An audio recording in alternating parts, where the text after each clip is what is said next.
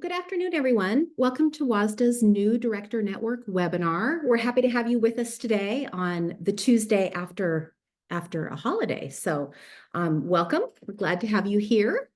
And we'll let folks in as they continue to arrive. So thank you for being here today.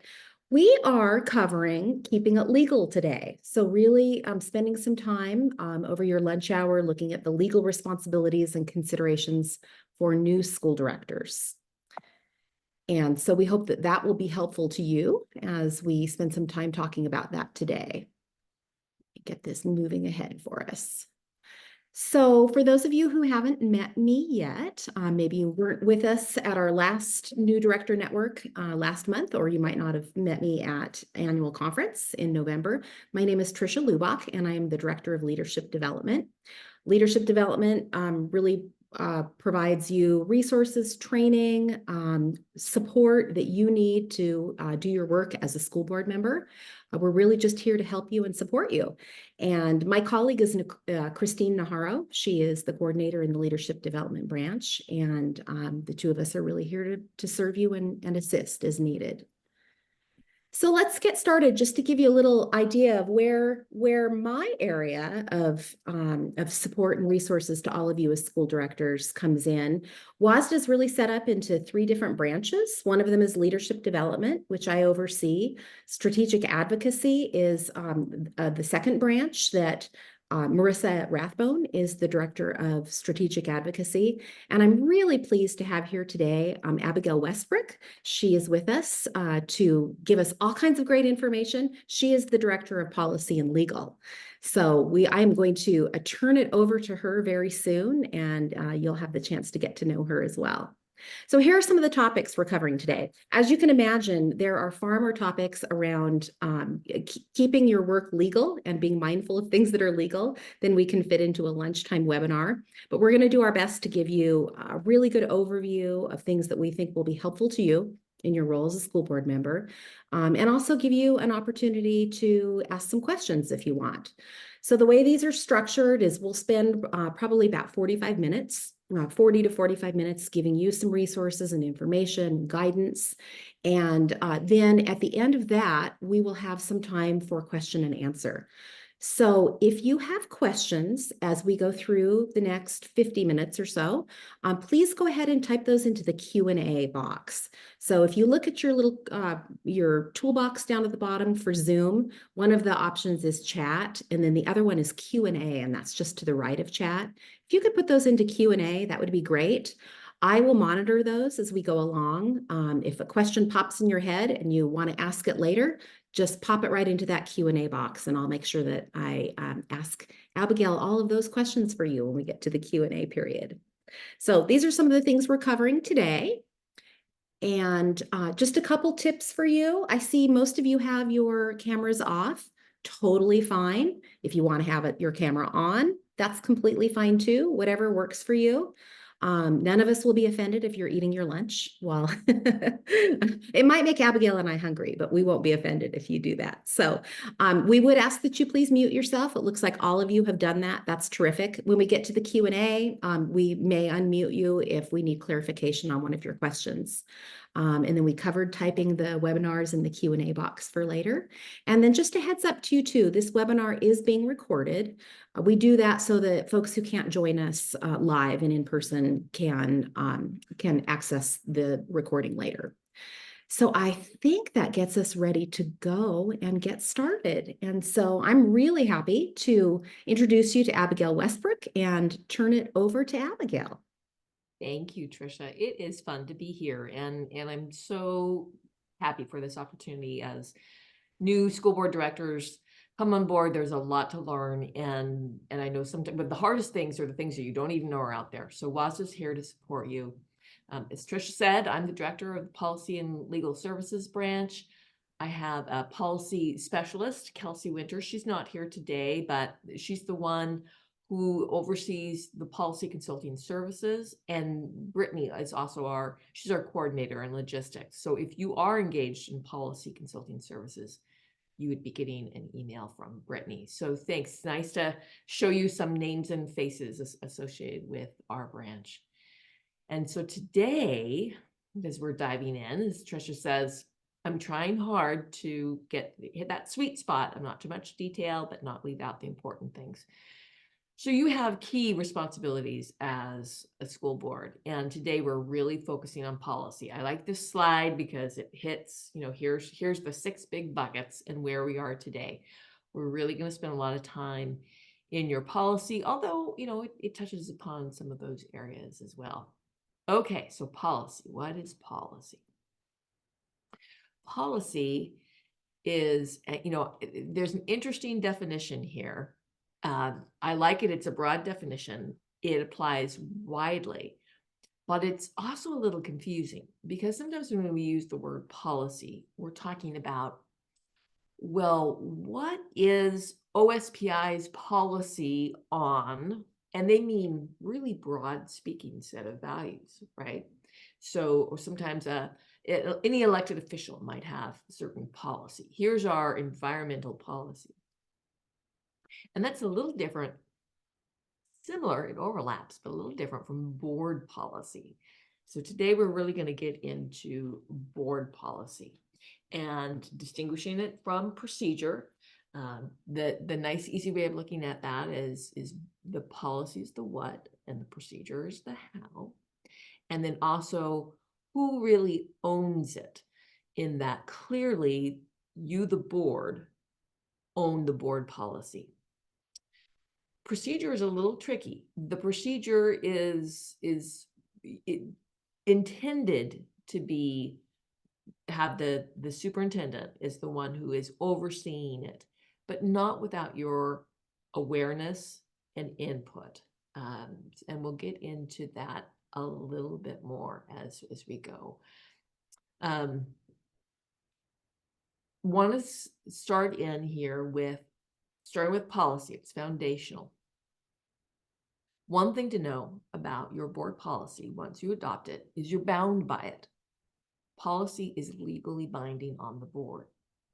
So that's really something important to know. Your policy not often, some policies are required by law. The law literally says the board shall adopt a policy. That some policies reflect provisions of law. They are law, but there's no law that says you have to have a policy. The board's still bound by the law, but you don't have to have a policy. Still, it can be really worthwhile to have a policy because the policy is communicating to your whole school community. It's communicating to administrative staff. It's communicating to staff in schools. It's communicating to students. It's communicating to parents, community members, etc. What I want to talk about here a bit is understanding what informs some of the legal basis for policy, that not everything is discretionary, but some things are. And that there are more ways that law comes into play than many people are aware of. They're aware of statute. They know that there might be some statutory authority for that. But there are other things here. So we're just going to lay them out and take a moment to go over those. All right, first, we have a federal and a state constitution that have some parameters. Then we have federal and state legislation that could change perhaps every year. We have federal and state regulation, meaning administrative regulation and administrative guidance. And again, that could change actually more than once a year. For all those things, we have case law, meaning how the courts have interpreted what that law means. And sometimes that's really eye-opening. So all those things together will have this foundational, here's what the law says. And all those things are subject to change. And that's what WSSDA uses to form the baseline of the model policy. A tip about this slide. I'm a left to right reader kind of gal. This slide is meant as a flow chart. So don't get confused there. We go left to right and then down and then right to left. So here we are with WSSDA develops a model policy and procedure. If you don't know about that, that's a really important resource that we will talk about later, but WSSDA does develop a whole library of model policies and procedures.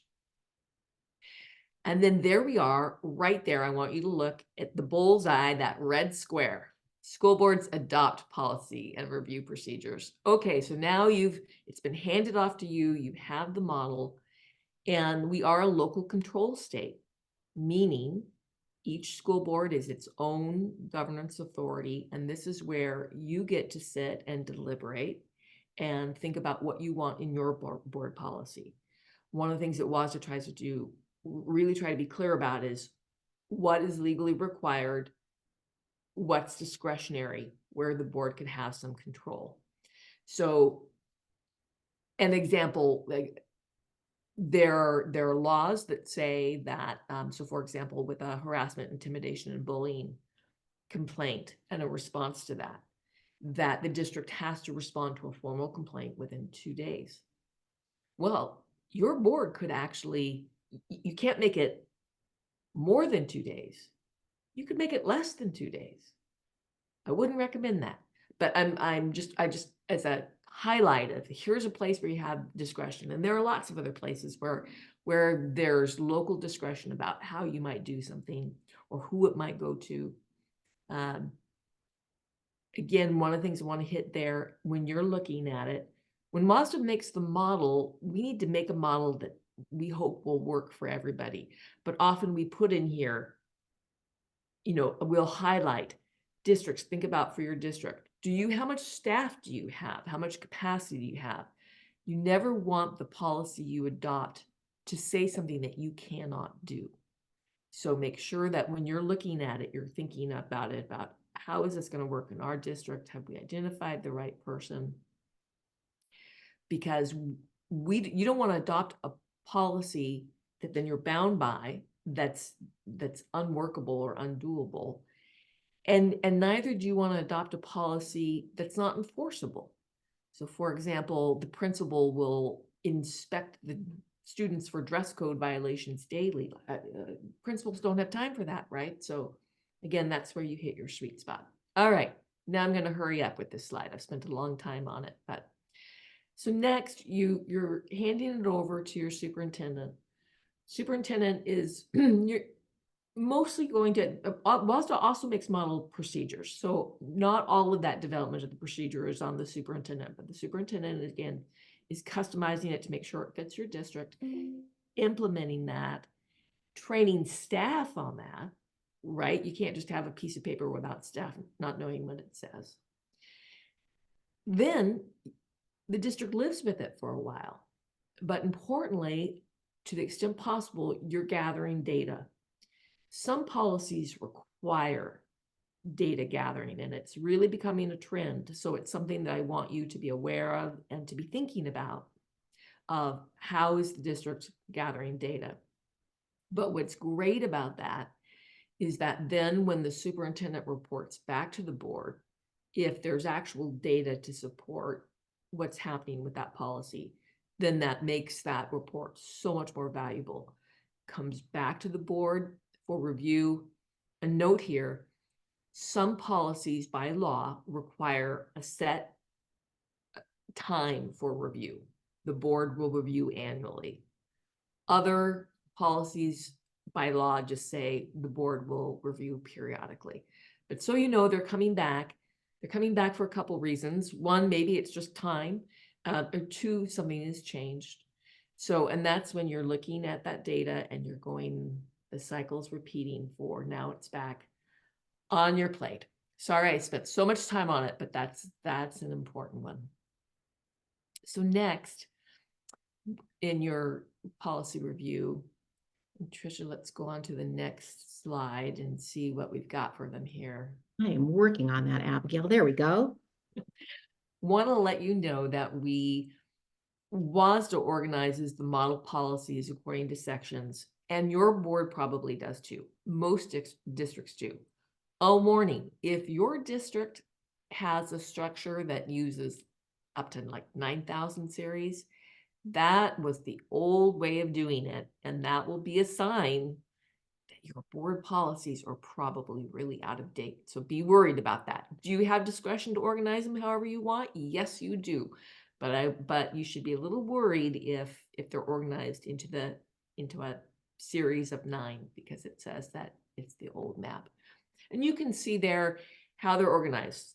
The idea is you want to be able to find them. Your whole district needs to be able to find them.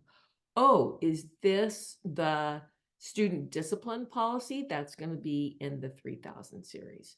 Oh, is this the policy on special education? That's going to be in the 2000. So that you can find them and use them.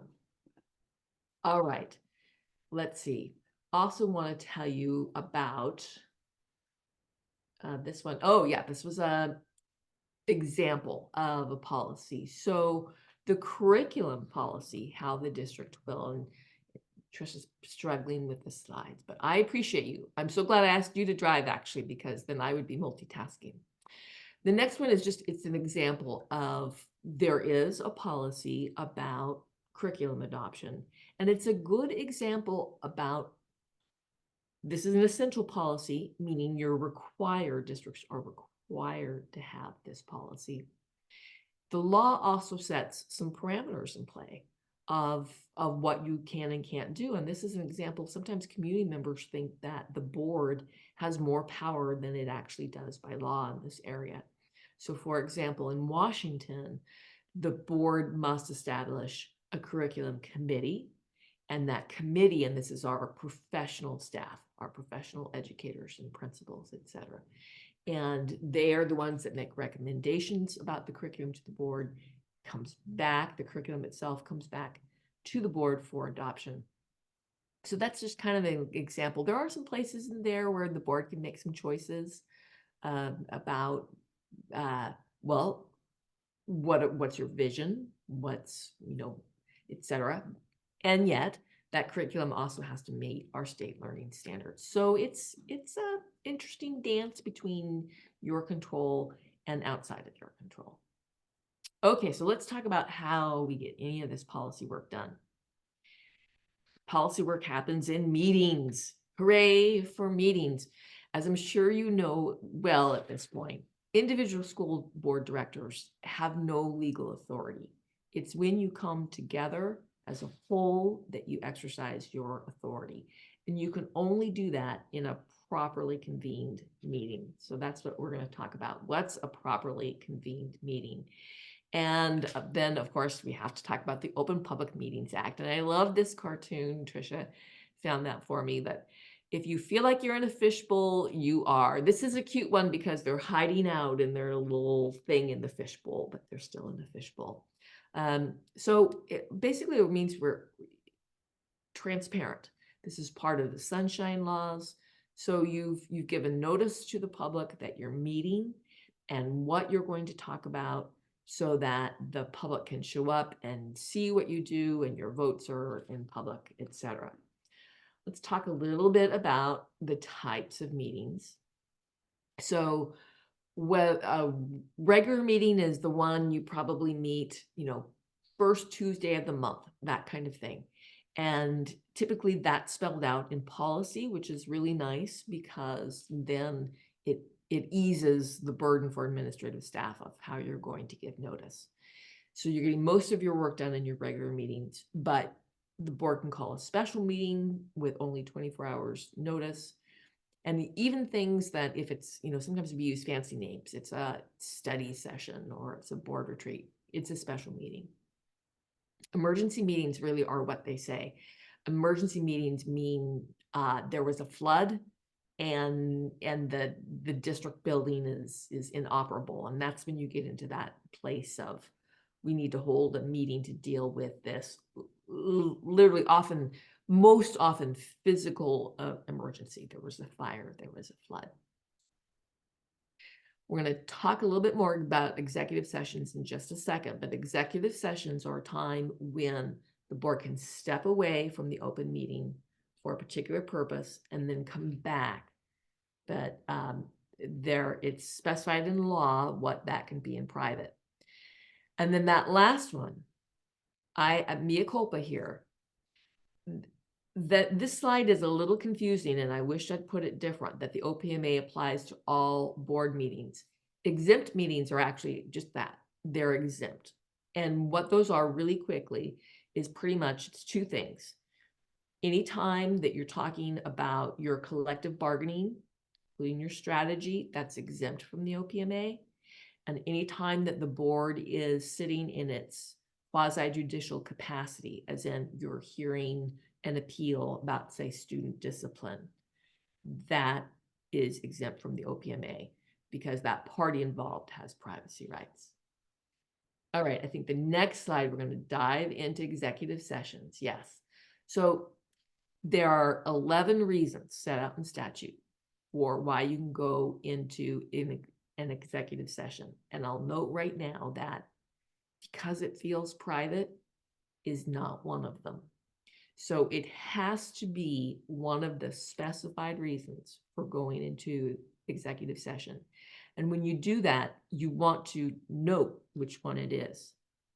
So, for example, the board will now go into executive session to discuss the qualifications or performance of a public employee. The board will be in executive session for 30 minutes and will return at X time. And then now the board can, maybe you physically move. If you're in Zoom, you could go to a different space to talk about just that thing for the amount of time given. If the board needs more time, they can come back and say the board is going to extend executive session for 15 minutes and then go back. So the board's talking about that one thing, and it gives an opportunity to speak privately and confidentially. So that's important for two reasons. The board has ethical responsibilities to keep whatever is the subject matter of confidentiality in that executive session confidential.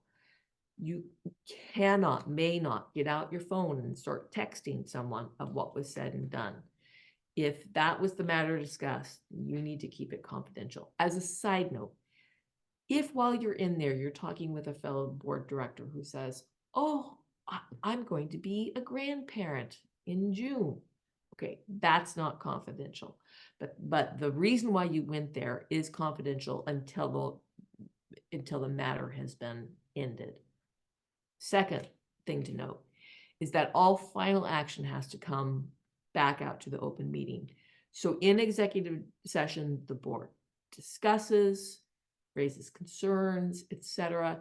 But when it's time to vote on whether to renew a contract or to, who to appoint, that happens in open session. Really key point. All right. OPMA continued. Things you need to know. So we have been talking about those it's meeting time. We've given notice. We're meeting. That's a properly conveyed meeting. But I do want you to be on the lookout for times when you're meeting, but you didn't think you were meeting, or it's a meeting that is not properly convened, not conveyed, convened. And this happens, it can happen when there's a quorum present and you're talking. So if there are 3 of you at the high school girls basketball game, and let's hope your team is winning. If you are discussing grandchildren, you're fine. The 3 of you can sit there together and discuss your grandchildren, your recipes, fine. But if you start discussing the performance of the girls' high school coach and whether you're going to renew that contract, ruh-roh, you are now holding inappropriately a meeting because there's a quorum of you present. So be very careful. This can happen in a gym. It could happen at the grocery store. It could happen on social media. And it can happen in an email string. And what gets really tricksy about that one is maybe initially there's no quorum, but the email goes from one to another, and then the other puts some comments and sends it on to another. And the courts have found that this can constitute an inappropriate meeting. So be careful, be where.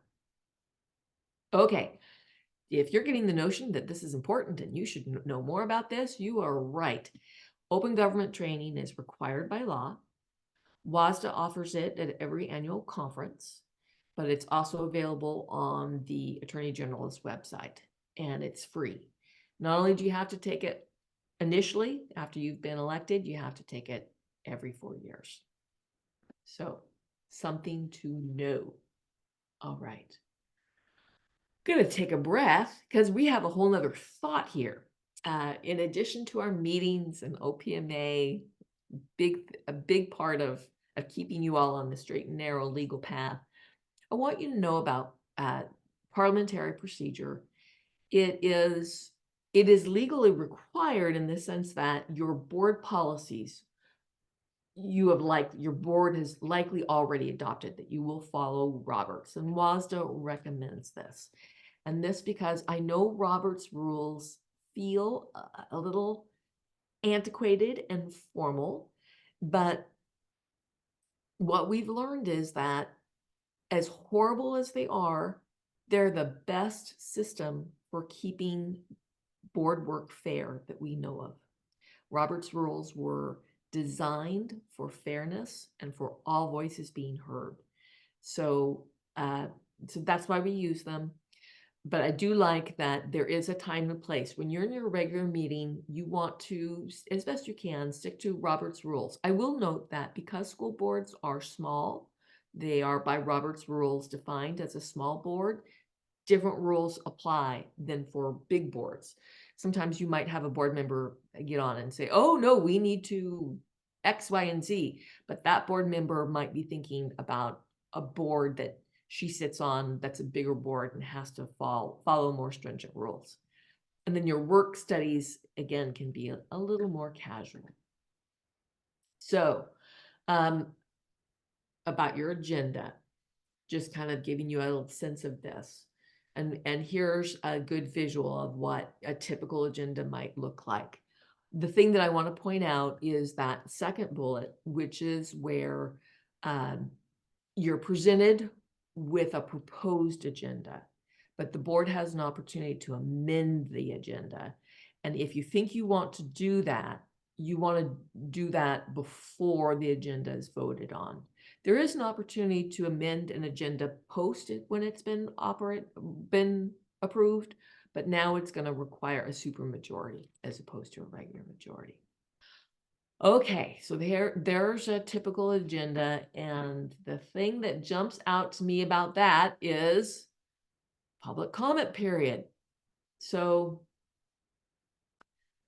public comment period used to be this sleepy thing. It used to just be a check mark that school boards did. No longer. They are definitely well attended these days, and so there are some things that I want you to know. Your board has likely already adopted policy 1400. So I would encourage you to review your own board policy and procedure 1400. That sets forth some expectations for how to handle public comment period. So, and that's because the WSSDA model policy is very intentional about this, and likely your board has something similar. And how you want to handle public comment period is, as it says there, consistently and neutrally. You want to be viewpoint neutral. Public comment period is addressed in the OPMA, but additionally, it has First Amendment protections. So it's not just the Open Public Meetings Act. It's about this is time that's set aside for the public to come and address their elected officials, and they get to say what they want to say. And I am sorry to tell you that they can be rude, and they can be rude. Legally, they can call you a name. They can call you a Nazi pig. They can say things that you don't want to hear. They can speak disparagingly about the district. There is a line that they can cross, and we can get into that a little more. There's a difference between cutting someone off, like literally turning off the mic and saying, "You're done, be quiet," and interrupting someone who is being rude and encouraging them to say, "We want to hear you, but we don't use those words. There are children present." Things like that to help get them back online for civil discourse. And then, of course, there are time limits, and we respect those. We've linked to a model script that I would really encourage you to use. The model script, Trisha, I don't know if we have time to show it to them, but it does a couple things. It sets forth that you tell them before public comment period. There are time limits. We are civil to each other here in this district, so we are asking you to be civil.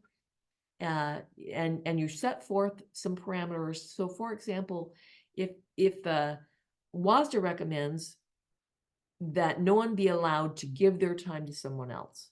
So anyone who comes to public comment period can sign in and they get their, say, 3 minutes. But they don't get to sign in and say, "I'm giving my 3 minutes to Harold," and then Harold eventually gets 10 minutes. There's no reason legally that doesn't need to happen. So we encourage you to have something in place that says there's no shifting of minutes. And the other thing that the script does is it shifts the burden. And that means you alert the public. Hey, public, you could cross a legal line. You could legally defame someone.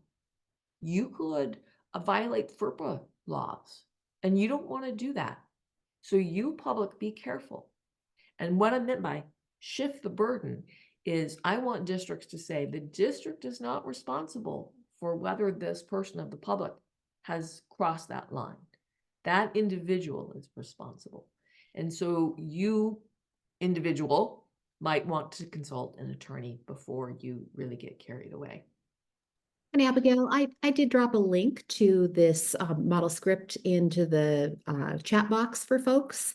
And then also they can access this PowerPoint on the new Director Network tab on the WSSDA website, and they can get this PowerPoint, and all of the links are live in there. So I'll put them both places. That's perfect, because we should probably, there's more. You're thinking, wait, there can't be more. There's enough already, but there's more. So we'll keep going. And again, it's time to, I get to take a breath because we're moving on to a slightly different area, and that's conflicts of interest. And again, a great cartoon. We all need a chance to laugh. Conflicts of interest are chiefly around a monetary conflict of interest. So the law is written, it says there shall be no conflict of interest, and then it sets forth exemptions. And depending upon how big your district is, some of those exemptions apply or don't apply. So for example, in smaller districts, board members, they might be driving the bus because districts are struggling to get enough bus drivers, and they can do that. And so your district can contract under certain circumstances, depending upon size, with school board members. And then that school board director needs to disclose and abstain anytime that contract comes up for a vote. So we'll just hit that very broadly and move on, and we're going to show you some more resources to help you with that. Want to again hit the ethics for school board members. Make sure you're acting ethically, and there is a model policy on ethical conduct for school board members that you could think about adopting. This is not a policy that boards need to adopt. One of the best tests is just for school board members to think about, how would I feel about this story running on the front page of the paper?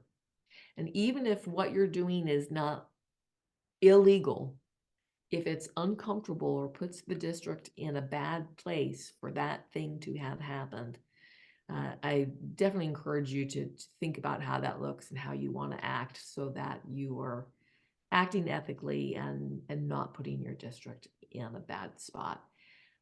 those ethical questions, they are so detailed, specific, so we're just gonna leave it there at the high level and move along.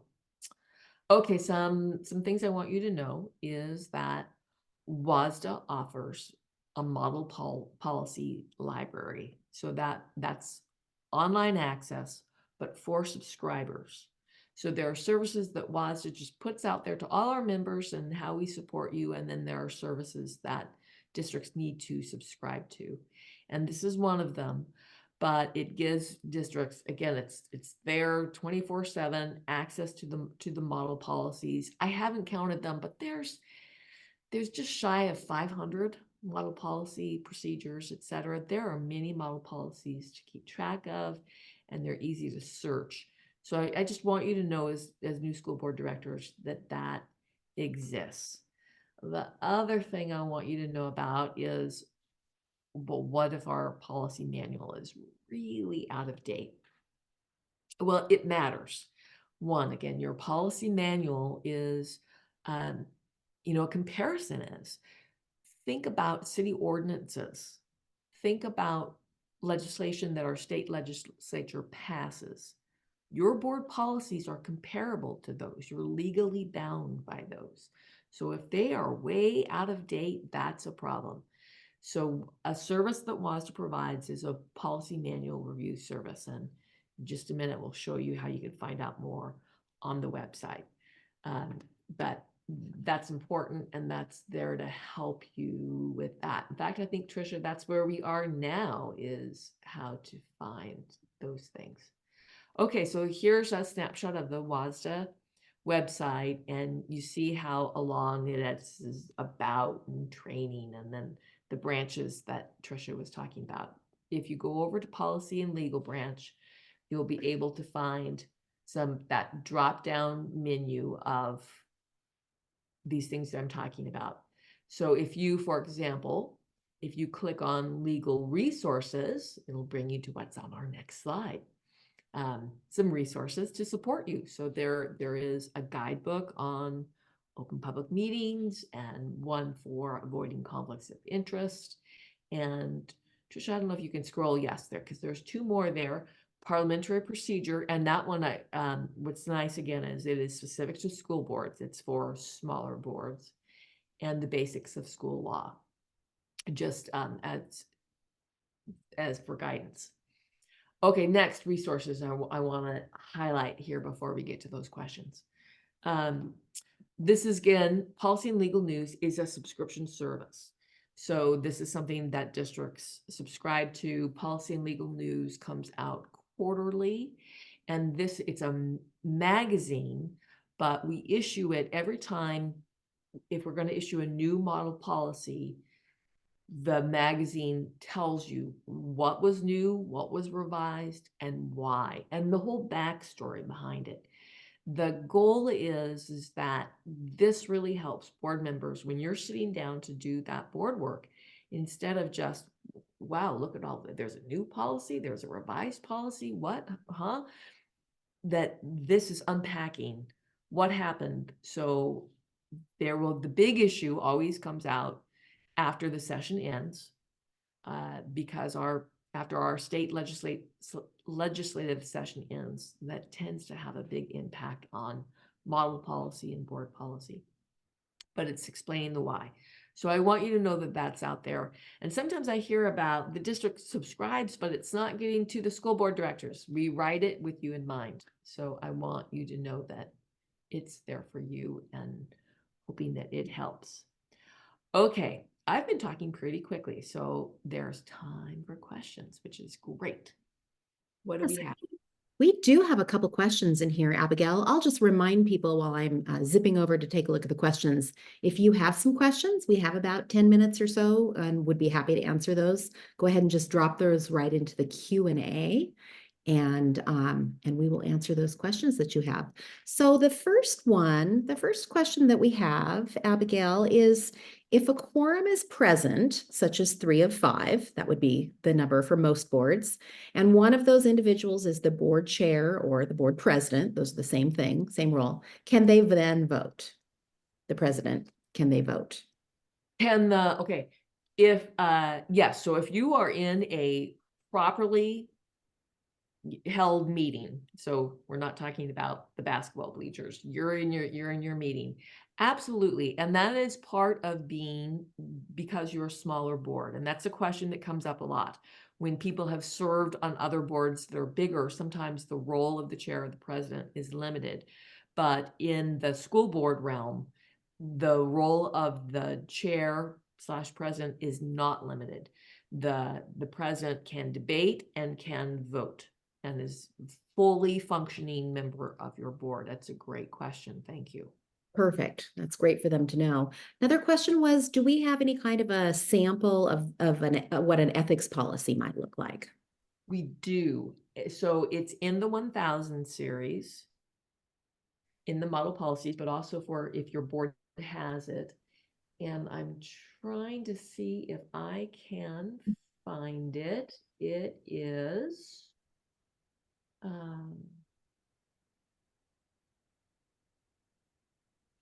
1815 is the number of the model policy, and it's called Ethical Conduct for School Directors.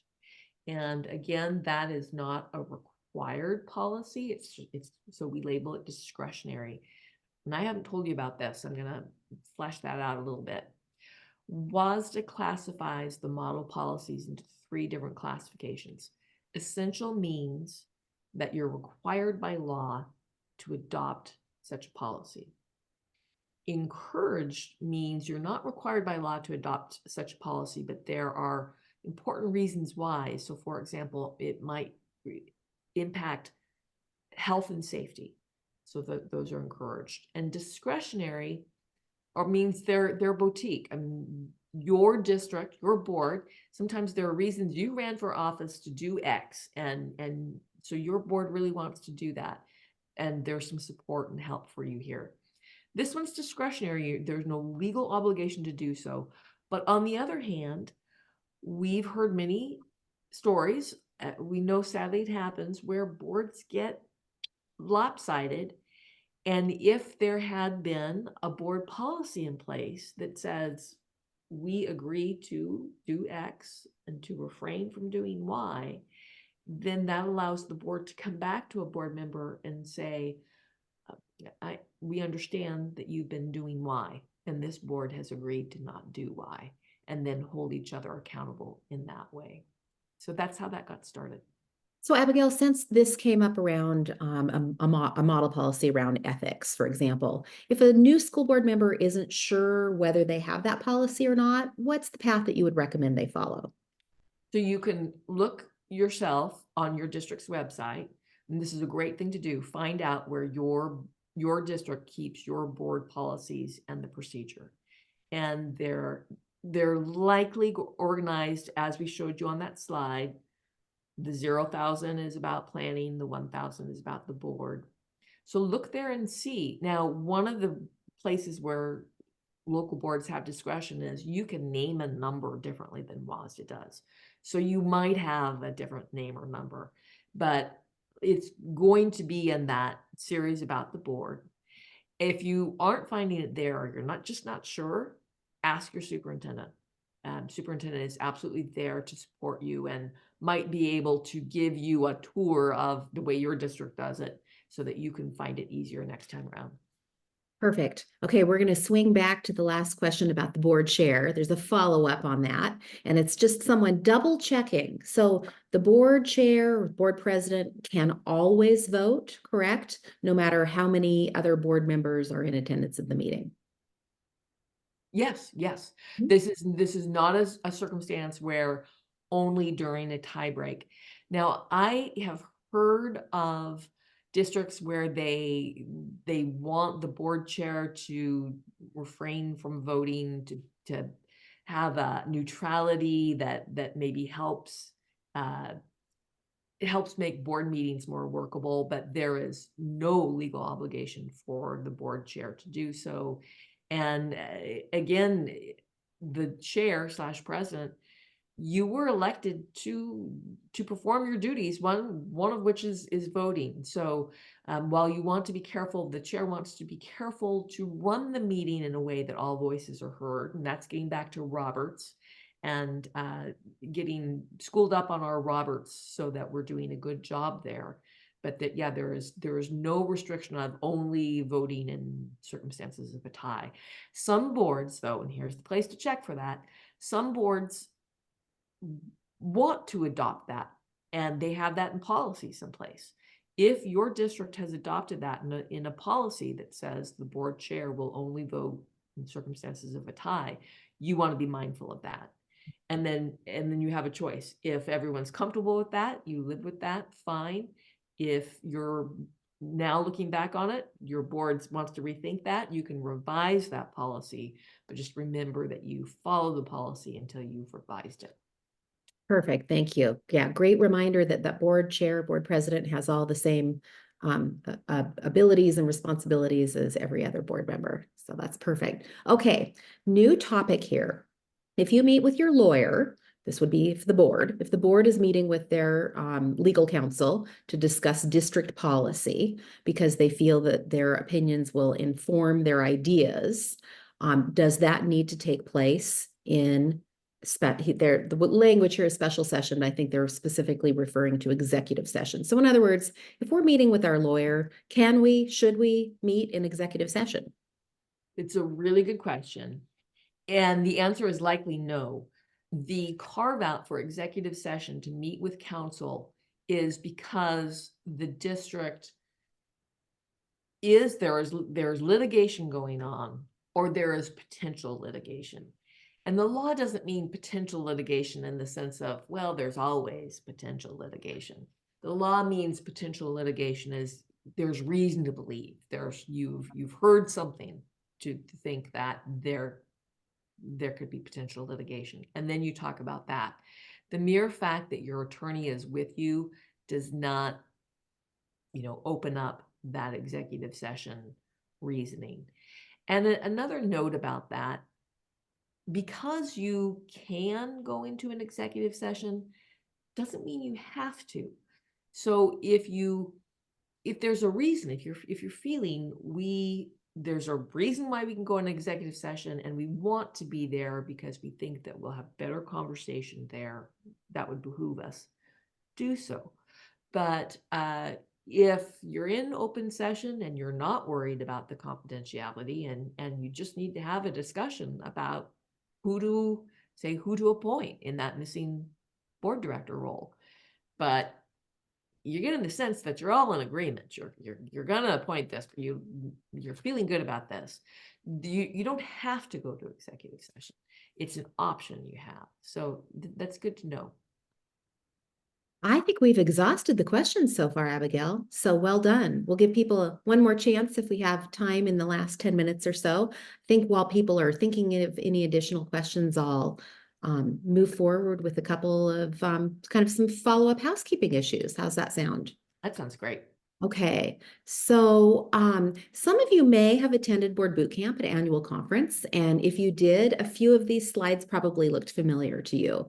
So we wanted to make sure that we brought them back and really had WSSDA's legal expert provide you some of the background on it. If you did not have the opportunity to attend Board Boot Camp at annual conference, there are a couple of additional ways that you can do so, and I highly, highly recommend it for any new school board member. It's just a great way to immerse you in some of the first things you need to know as a new board member. So there are a couple of them that are coming up in person still. We have one coming up, both of them are in Eastern Washington because our annual conference was in Western Washington. So we have one coming up in Prosser and another one coming up in Spokane.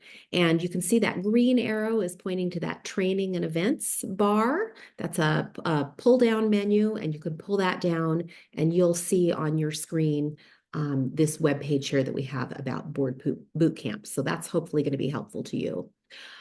Other learning opportunities that might be helpful to you is, again, under that training and events tab. If you click on that, you'll see WSSDA's calendar, and WSSDA puts all of its trainings and events and all of the other things that may be important to you to be involved in and really help support you as a new school board member. We do trainings, we do regional meetings in the springtime where we come to you, to your area, and hold some local regional meetings. You can find all of those there.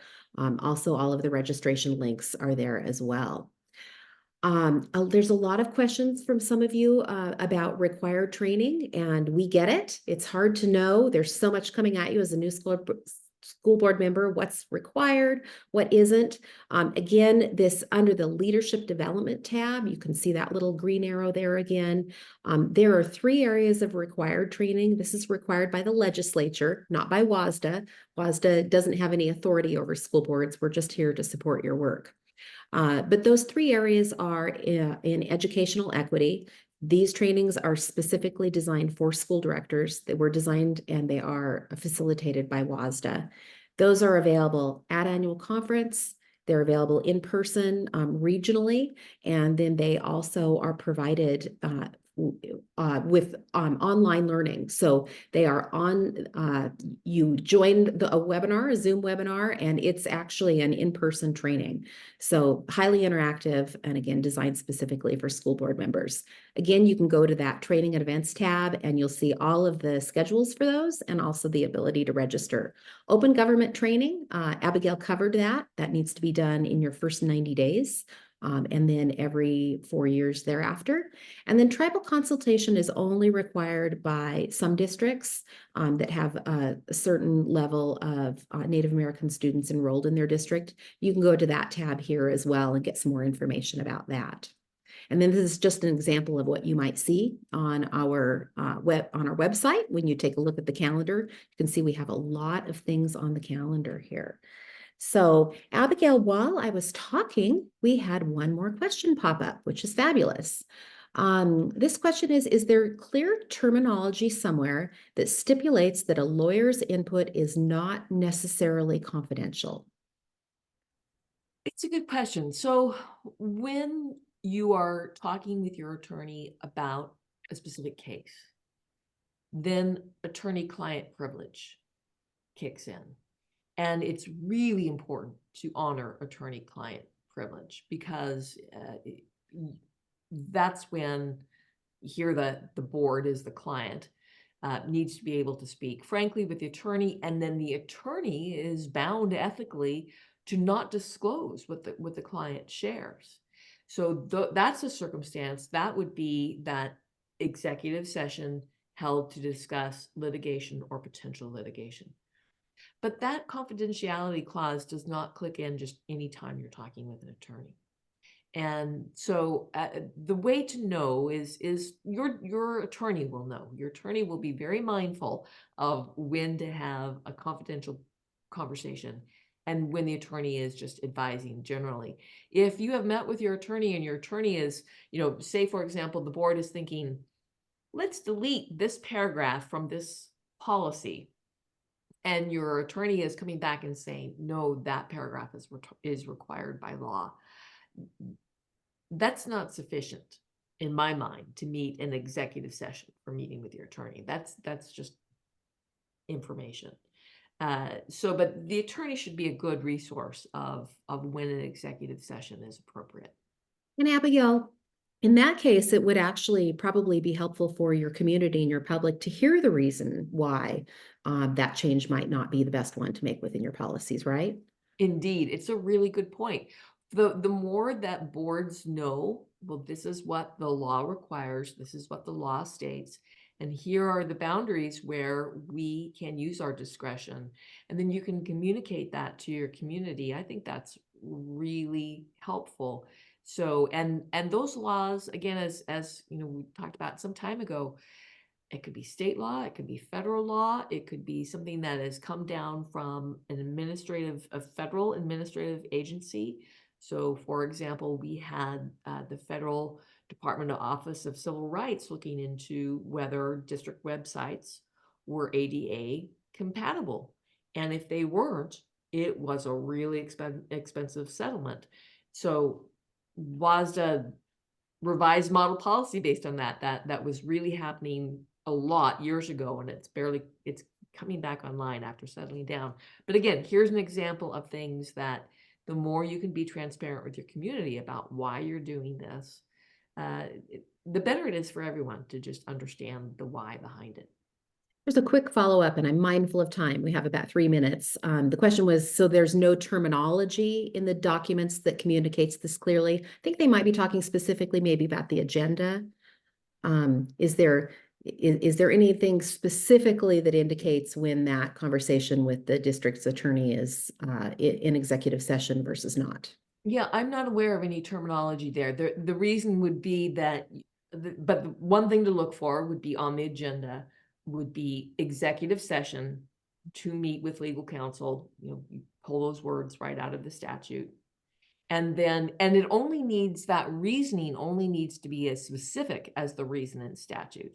And then when you get into executive session, that's where you find out, well, what lawsuit is this? Is this the lawsuit about that the building fell down? Is this the lawsuit about, so you don't need to be more specific there. And once you get into executive session, you would hit that. Other than that, I am not aware of any terminology to highlight those issues. Perfect. And I would just say it's always a valid question to ask your superintendent too. What's the appropriate role for our attorney and in our district council in this? Does this need to be, your superintendent's going to be well aware of what needs to be in executive session versus what doesn't. So great, excellent questions. I liked the questions today. They were really, really thoughtful. So with our 2 minutes remaining, I want to first of all thank my colleague Abigail so much for joining us today. Hopefully we all feel a little smarter and maybe we have more questions too. You can always reach Abigail or I via email. Our emails are really easy to find, or by phone on the website. And so I'll give you a little sneak peek on next month's webinar. So a month from now, Tuesday, March 19th, we are going to be focusing on being an education advocate. And Abigail's and my colleague, Marissa Rathbone, the Director of Strategic Advocacy, is going to be leading that. And she'll be really talking about how do you advocate for your students, how do you champion public education, and really specifically, how do you create relationships with legislators and other decision makers that help you be that really effective advocate. So there will be other future webinar topics too. These are a few of them. We'll do these topics all year long over the course of your first year as a school board member. If you are dying to have a topic covered that you don't see here, email me and we'll be happy to add it. We want to make sure that we're covering the topics that are most pertinent for you. And then again, just a reminder, by tomorrow, this webinar recording will be up on that New Director Network website. As well as the PowerPoint. It'll be in a PDF format, and that PDF will have all of the links to all of the resources that we talked about today. So Abigail, thank you for joining us. Everyone else, thank you for joining us, and have a great rest of your day. Thank you, everyone. Bye-bye.